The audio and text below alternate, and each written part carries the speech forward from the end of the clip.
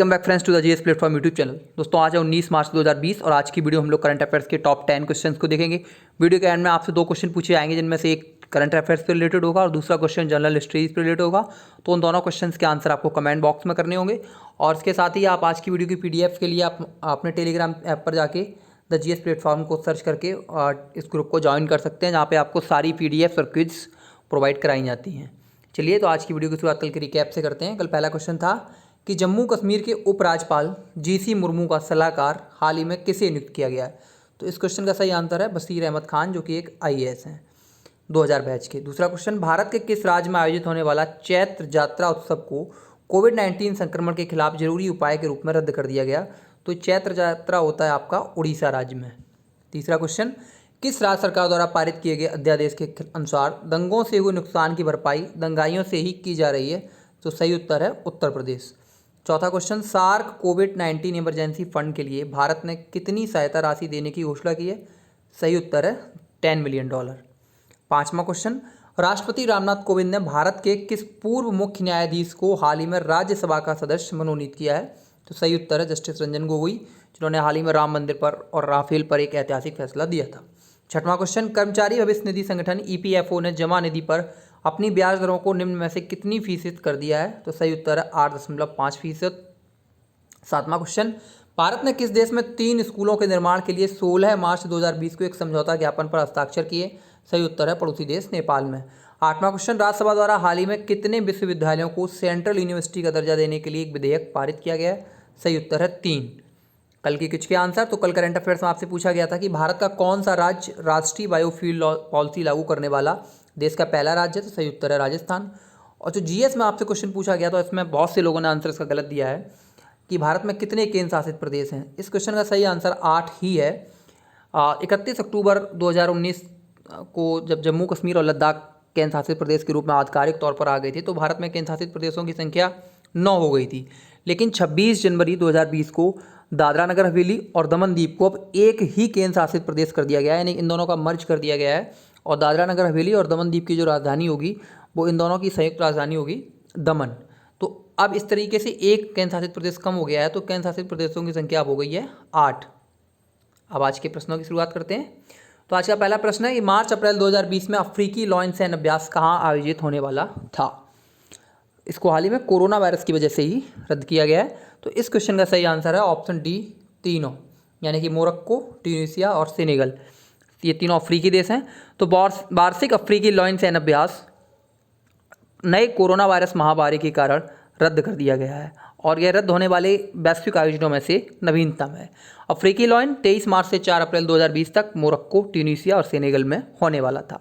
इसमें लगभग 4000 अमेरिकी सेवा सदस्य और मोरक्को के लगभग 5000 सैनिकों को भाग लेना था। अगला क्वेश्चन, ये इंपॉर्टेंट क्वेश्चन है। हाल ही में कौन सी टीम आईएसएल यानी कि इंडियन सुपर लीग जीतने वाली पहली टीम बनी। इंपॉर्टेंट क्वेश्चन है। इस क्वेश्चन का सही आंसर है ऑप्शन डी, एटीके। तो एटीके गोवा के फाटोर्डा स्टेडियम में आईएसएल 2019-20 के फाइनल में चेन्नईयन फुटबॉल क्लब यानी चेन्नईयन एफसी को 3-1 से हराकर 3 इंडियन सुपर लीग खिताब जीतने वाला पहला क्लब बन गया है। सॉरी, पहली टीम नहीं बनी है, ये 3 खिताब जीतने वाली पहली टीम बन गई है। यहाँ पे ये क्वेश्चन होना चाहिए था, 3 खिताब जीतने वाली आईएसएल। तो ये 3 आईएसएल जीतने वाली पहली टीम बनी है।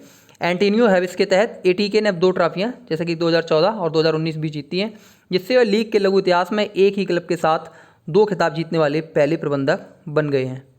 जॉस मिलिना ने 2016 में एटीके को खिताब जीतने में भी मदद की थी। अगला क्वेश्चन, आयुध कारखाना दिवस कब मनाया जाता है। इस क्वेश्चन का सही आंसर है ऑप्शन सी, 18 मार्च। आयुध कारखाना दिवस हर साल 18 मार्च को मनाया जाता है। कोलकाता के कोसीपुर में स्थित भारत के सबसे पुराने आयुध कारखाने की शुरुआत 18 मार्च 1802 में हुई थी। ऑर्डिनेंस फैक्ट्री दुनिया का 37वां सबसे बड़ा, जबकि एशिया में दूसरा सबसे बड़ा और भारत में सबसे बड़ा रक्षा उपकरण निर्माता है।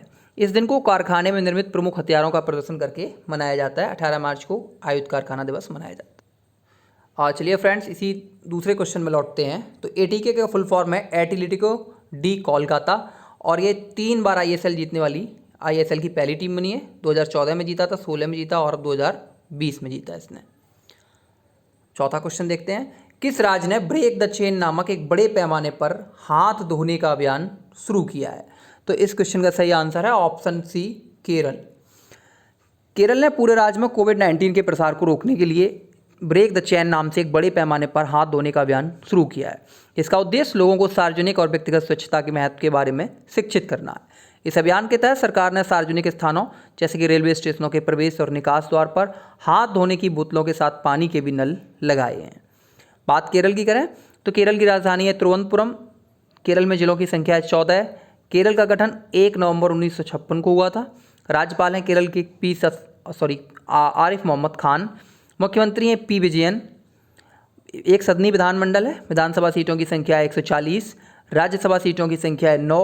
वहीं लोकसभा सीटों की संख्या है 20। आरिफ मोहम्मद खान केरल के वर्तमान में राज्यपाल हैं। 5वां क्वेश्चन, भारत के बने किस हल्के लड़ाकू विमान ने फाइनल ऑपरेशन क्लियरेंस हेतु पहली सफल उड़ान भरी? इस क्वेश्चन का सही आंसर है ऑप्शन ए, तेजस। तो स्वदेश निर्मित लाइट कॉम्बैट एयरक्राफ्ट यानी कि LCA तेजस ने फाइनल ऑपरेशन क्लियरेंस यानी कि FOC के तहत अपनी पहली सफल उड़ान भरी।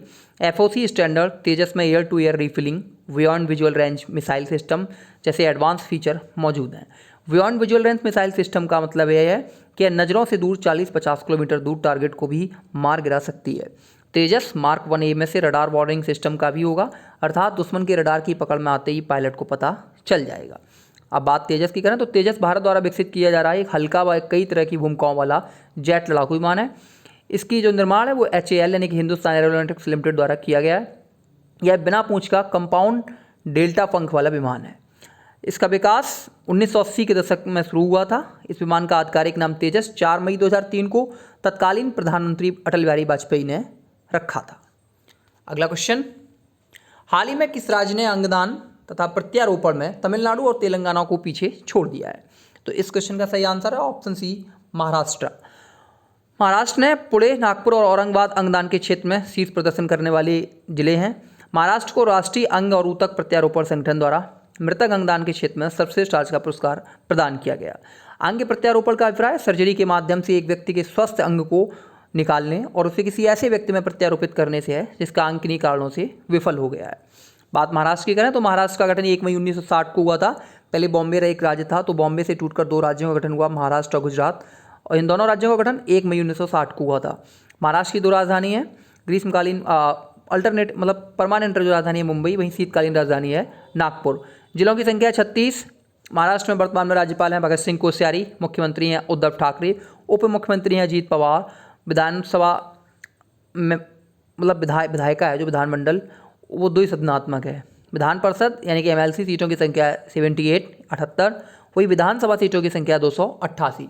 महाराष्ट्र लोकसभा सीटों के मामले में देश का दूसरा सबसे बड़ा राज्य है, यानी कि महाराष्ट्र में 48 लोकसभा सीटें हैं। वहीं राज्यसभा सीटों की बात की जाए तो 19 राज्यसभा सीटें हैं महाराष्ट्र में। अगला question, rating agency Moody's investor service ने हाल ही में 2020 के लिए भारत की आर्थिक वृद्धि दर का अनुमान घटाकर कितने फीसद कर दिया है? इस क्वेश्चन का सही आंसर है ऑप्शन ए, 5.3%।